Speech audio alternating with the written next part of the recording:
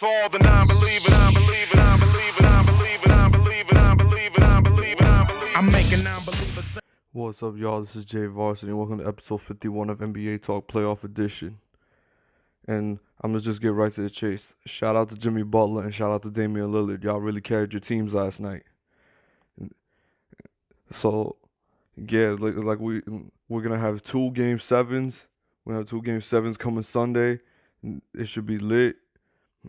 I don't know. I just feel like that's kind of foul to put those games on Mother's Day, but maybe those moms are basketball fans, so who knows? But we're gonna have ourselves quite a weekend, and based on what we see from tonight with the Warriors and the Rockets, we might have three game sevens coming Sunday. So it's a good time for basketball. It's a really good time for basketball, and Philly really stepped up in Game 6, as they should, because this was expected of Philly. They needed to step up in Game 6. Ben Simmons needed to appear in Game 6. Joel Embiid, he was decent, but it was all the Jimmy Butler show. Like, Jimmy Butler put that team on his back, and he led the way to a Game 7. If Jimmy Butler didn't give 110%, then I don't know if Philly wins this game. I don't know if Philly wins this in Game 6. I don't know, but yeah, the 3-point shooting by Mike Scott was incredible. Tobias Harris was aggressive. For the first time, I actually noticed that Tobias Harris did something. So that there's a point. Toronto just missed a lot of shots. They missed a lot of open shots. They were just off their game. Kawhi wasn't as aggressive. I'm not gonna say wasn't as aggressive, but he wasn't as efficient. But defensively, Philly was just on point. Everything, they had to literally play perfect basketball to survive Game 6. They had to play perfect basketball, and Toronto had to miss a lot of open shots for them to lose Game 6 also. And then the Nuggets and the Blazers, Damian Lillard and CJ McCollum had to be on their A game to beat this Denver team at Game 6, because Denver wanted to put this game away in Game 6. They were playing like this was their Game 7, and we're seeing what Damian Lillard and CJ McCollum are made of. Like, they're pushing this great Denver team to a Game 7. Do I think that Portland could pull out a win in a Game 7 in Denver? I don't know about that. I don't know. I'm starting to think like it might be a tight game. I expect it to be a tight game, but I think Denver is going to pull out in the end. They might go on a run late, like towards the middle of the fourth quarter, like they did with San Antonio. Like, they might pull out a run, and it just might be too much for them. Jokic is putting out 26, 14, and 8. So Jokic got to be on his A game. And Denver once again, Denver has home court advantage in a game 7. And it's not like, and they were just here, like, what is it, a month ago? They were just doing this against San Antonio. So this should be a fun one. And in case of Philly and Toronto, Philly needs to play the most aggressive, perfect basketball if they're going to beat Toronto in Game 7. Toronto should win Game 7 because they have home court advantage. But Philly, if we see this aggressive Philly team, I can tell you right now, Philly could steal a game on the road and win Game 7. They could steal this game. They can steal this game. I'm confident in Philly to win Game 7, but I wouldn't be surprised if Toronto won, because that home court advantage does play a huge part, and Kawhi Leonard is not going to miss a lot of open shots. So expect Toronto to be aggressive. Expect that Toronto crowd to be ruthless. That they're gonna be wild as hell, and Philly better bring that A game. On to other news, the impact of the Warriors and Rockets series with Kevin Durant's injury. This is the time where James Harden and CP3 got to capitalize. This is their moment where they got to prove that they could beat the Warriors. Like, this is their shot. This is their shot to beat the Warriors. You can't ask for a better opportunity than Kevin Durant going down for the rest of the series. You can't ask for a better opportunity. As fucked up as it is that injury is going to impact your chances, I even give Houston a shot even with Kevin Durant. So I give Houston a better shot without Kevin Durant, even though they're down 3-2.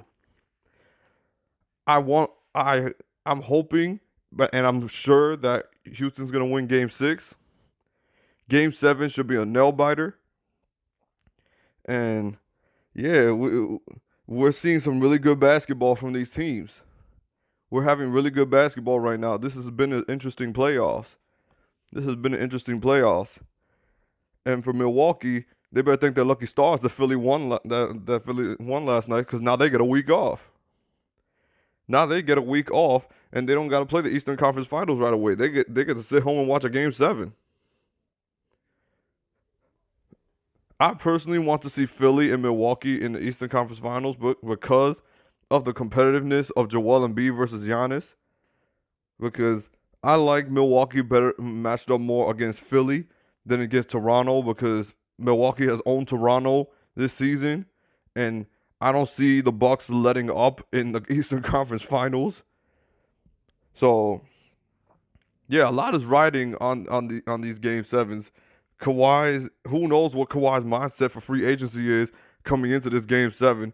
So, this game could impact if he stays or leaves. It could. And if Kyle Lowry doesn't show up, then they're gonna lose. If Kyle Lowry doesn't come up big, then Toronto is gonna lose.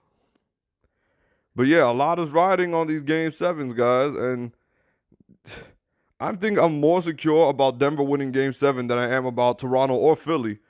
But I would say if Philly comes out aggressive as they did in Game 6, then I'm confident they're gonna win Game 7. And Joel Embiid, if you come out aggressive, if you come out aggressive out the gate and not come out with your little timid ass and just start jacking up jumpers and settling for jumpers and shit, y'all might win the series. So come on, man. We're getting ready. We're over here. We're getting ready for the conference finals. We want to have 3 Game 7s. Let's go. Yeah, man. And then Laker fans are getting frustrated. I heard they're starting a protest in front of the Staples Center because the Lakers still haven't found a head coach. Like, how the hell couldn't y'all not sign Tyronn Lue? How on earth do you have the audacity to say that you're gonna pick his coaching staff? Like, dude, this man has a championship under his belt. Let the man pick his coaching staff. Let the man pick his coaching staff. And if I'm LeBron, I'm pissed. I am pissed. I'm like, come on, Genie Bus. You gonna tell me that you haven't found a head coach yet? All I better know is you better have Mark Jackson on the phone. You better have Mark Jackson on the phone.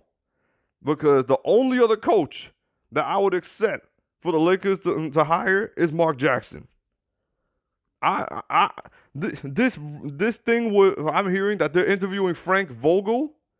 Get the hell out of my face. Get the hell out of my face with Frank Vogel. What has he done as a coach? This guy couldn't. This the farthest that he's gotten is the Eastern Conference Finals, and unfortunately, he ran into the big three in Miami with LeBron, D-Wade, and Chris Bosh. But Frank Vogel does not know how to properly coach. He cannot. He won't be able to coach this young Lakers squad. He won't be able to do it. And if they hire Frank Vogel, I will dead be pissed. I will dead be pissed because it's a shame that Mark Jackson doesn't have a job right now. Well, doesn't have a job. He's a commentator, but it's a shame that Mark Jackson's not a head coach right now. It's a really big shame because he created the Golden State Warriors. He created that damn offense, and you're gonna tell me that this man loses his job right before they win a championship.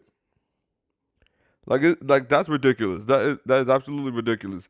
Yeah. Other than that, like I said, the only other coach that I would accept, I would say the only other coaches I would expect the Lakers to hire are either Mark Jackson or Jason Kidd. I don't want Frank Vogel. And stop trying to hire former Lakers to be head coaches. It doesn't work. Go outside the Laker family. And for executives, why haven't you talked to Jerry West?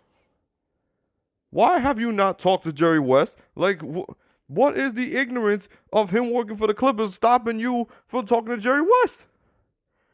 You need to beg Jerry West to be the president of basketball operations and you need to hire him to be the GM because Rob Pelinka is not going to get you talent.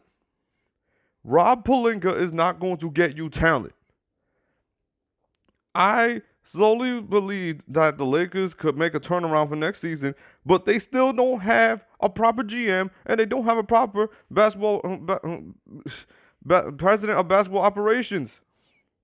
Like I really don't get what they're doing. But anyway, that's it. That's all. I don't know what to tell you. The next season should be interesting. Free agency should be interesting. But yeah, like, comment, subscribe if you like basketball content. This is your boy Jay Varsity, and I am out. Peace.